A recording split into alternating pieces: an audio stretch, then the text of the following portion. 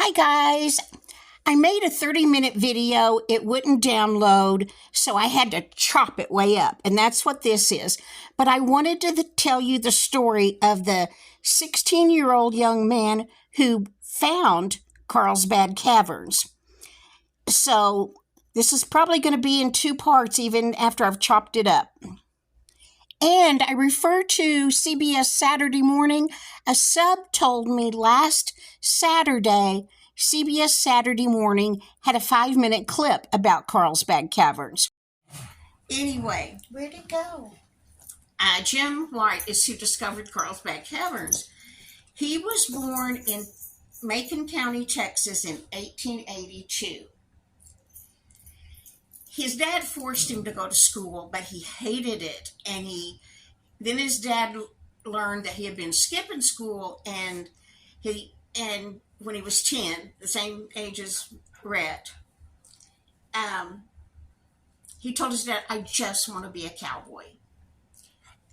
So his dad, his mother probably had no say in it back in those days. His dad said, "Okay, if you want to be a cowboy, you can be a cowboy." So when he was 10, which would have been 1892, he took him to the XXX Ranch in New Mexico Territory. It wasn't even a state yet, New Mexico Territory. It was owned by John and Dan Lucas. They were brothers. I have searched and searched and searched. I can't find any information if they knew the Lucas brothers, if they were related. Certainly they wouldn't send him to strangers. Or how they, back then, You didn't know about information wasn't available like it is now. There weren't, I'm sure in Macon County, Texas, didn't have big city newspapers available to them or something.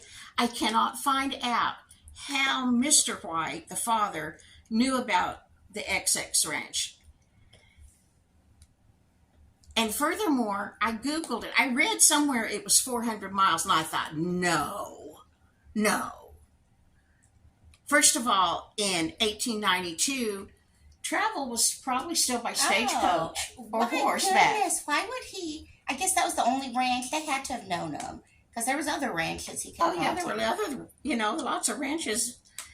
There may have been railroad tracks laid somewhere close, but I doubt it, because what is now called Carlsbad was a little bitty community called Eddy.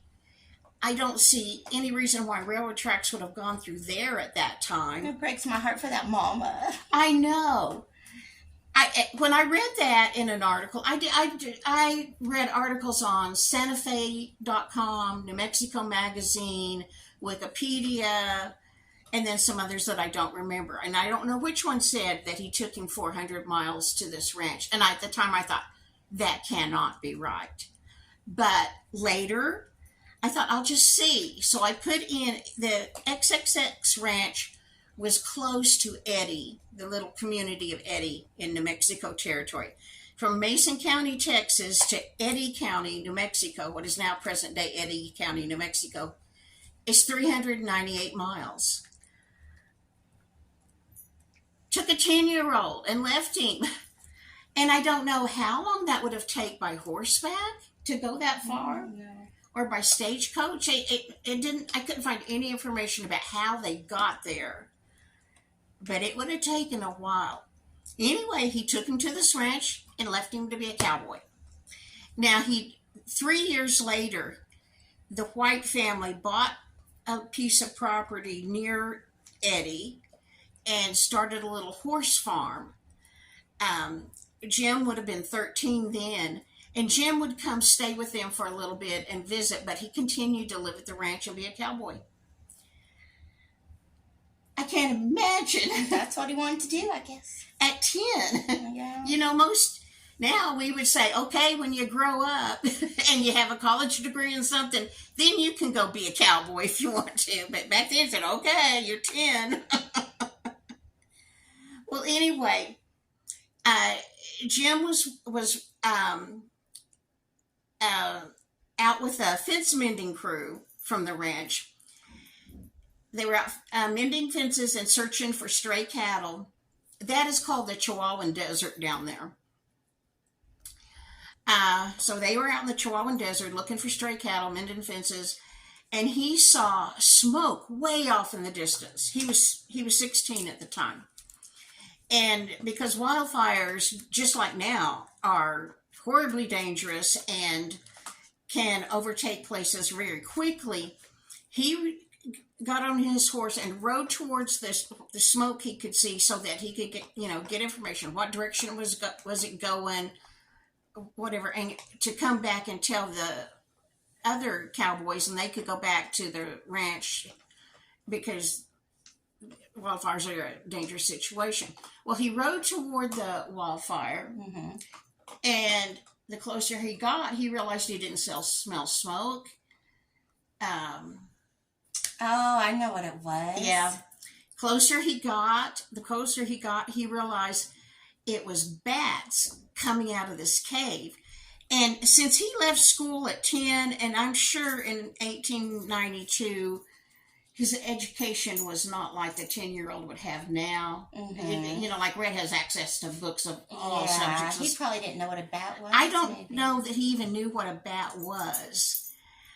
But as he got closer, he realized, he said he sat there for 30 minutes and watched these flying mammals come out of this cave in just this huge cloud. That would be a sight. It is nowadays, but not knowing exactly what it was would have really have been something else. He was a very curious kid. Yeah, I don't have your ball.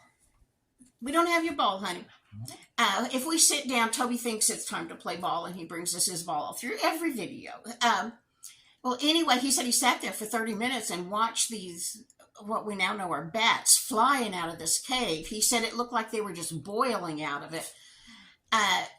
Present day, they estimate the bat population is close to 500,000.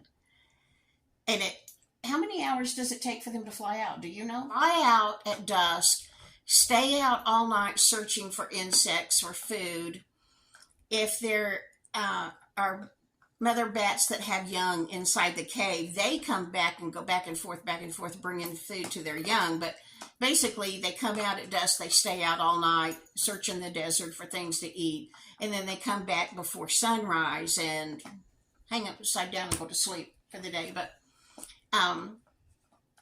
anyway, he said he sat there 30 minutes watching this before he got back on his horse and went back to camp. And he didn't tell the other cowboys because he didn't think they would believe him that something was boiling out of the hole in the ground. Yeah.